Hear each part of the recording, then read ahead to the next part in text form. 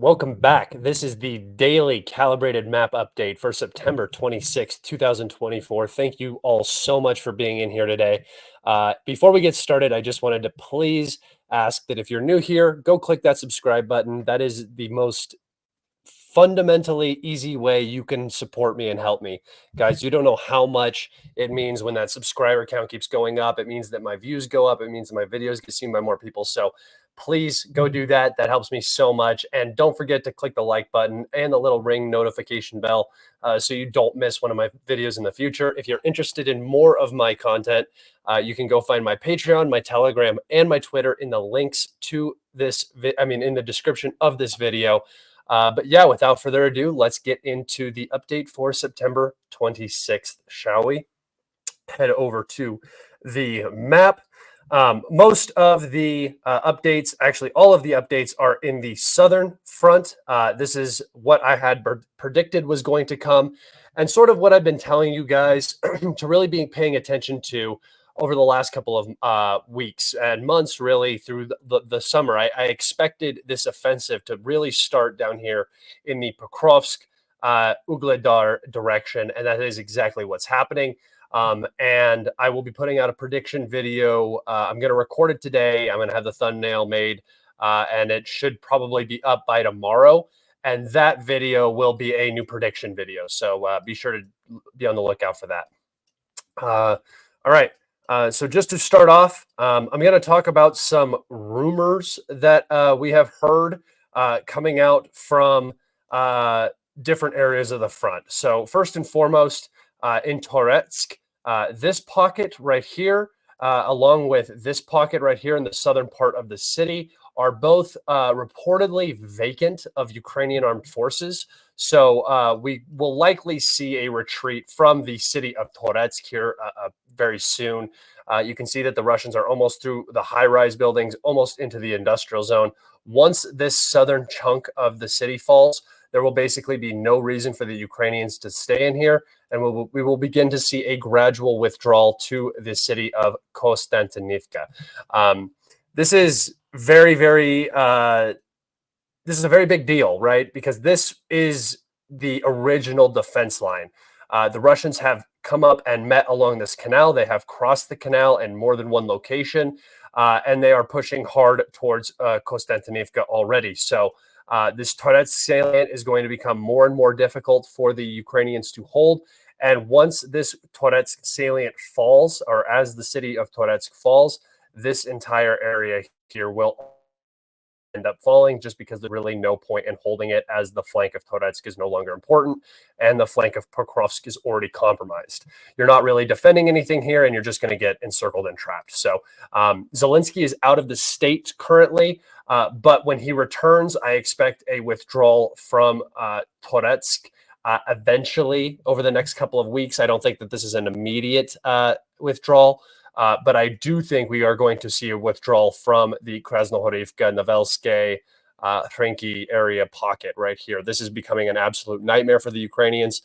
The advances of the Russian armed forces here, which we talked about in the last update, but we have reports now that the Russians have entered Sukrin from both the east and the north.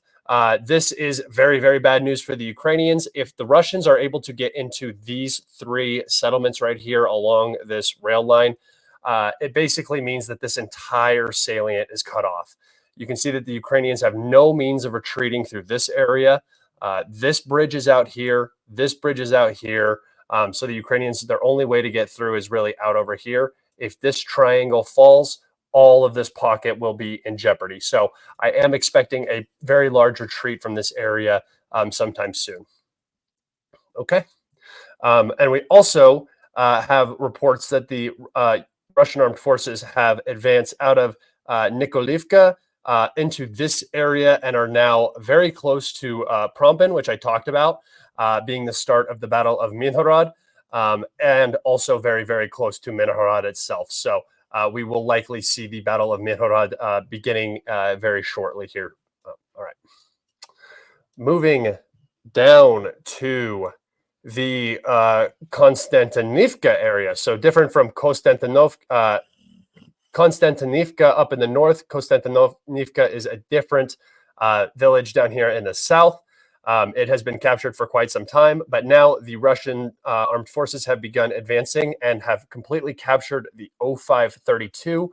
The Ukrainians probably still have close presence around this area, but that's not the most important because the Russians can run on this paved road that comes through Novomikhailivka down from Marinka. So they don't have to necessarily use this part of the 0532. And now they can use this entire part of the 0532. So the Russians now have a logistics line from Donetsk city to Ugledar, and they will now, I believe, begin to push up from Zolota Niva towards Velika Novosilka and gain access to this crossroad village here. As we can see, the Russians are already pushing up. There have been multiple advances in the Staromayorsk Urozhain area, moving towards Velika Novosilka. I do believe that this is now one of the goals in the south.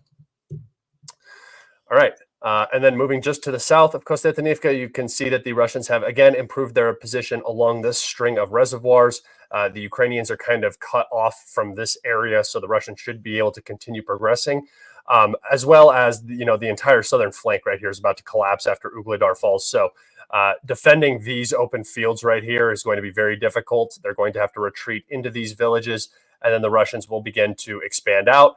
And these villages are not going to take very long to fall, guys. So really do not expect a huge amount of ability for the Ukrainians to stall after Ugledar falls. All right, now moving into Ugledar.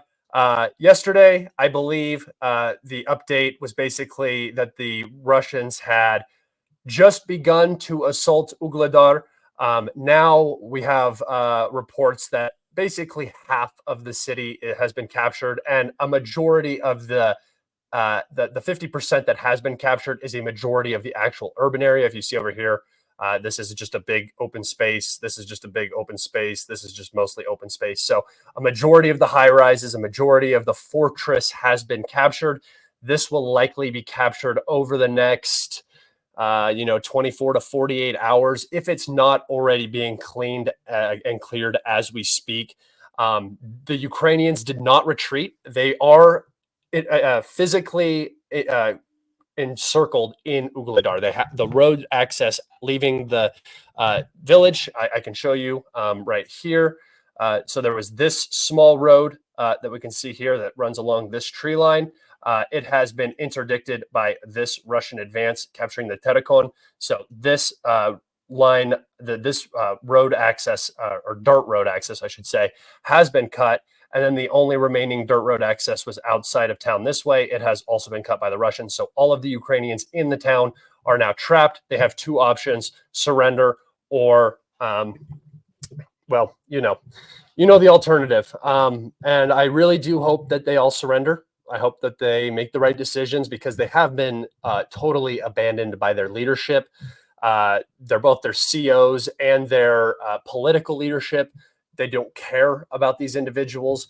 If I was in the brigade that went in and replaced the 72nd that was pulled out right before the collapse of Ugledar, I would be I would feel betrayed by my nation. I'd be betrayed. I feel betrayed for, I'm going to sacrifice myself and you just leave me here and forget about me for honestly no good reason. It at most delayed 2 days. They could have pulled out a week ago and this bad news would have just come a week early. But you know who couldn't have that? Zelensky, because Zelensky was in Washington trying to get more aid from the United States and trying to get permission to use Western strike systems on Russia.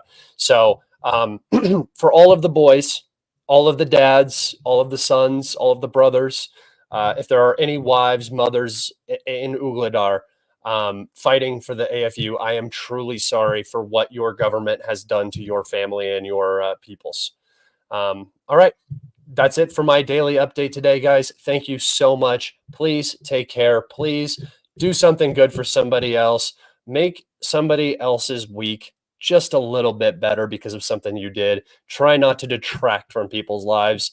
I try to focus on looking in on what I do regularly and shifting that, not to focus on other people, but to make other people feel better. And it makes me feel better in the same way. So make sure you guys get some of that out into the world. I really care about y'all, and tune in for the next one. Thanks. Goodbye.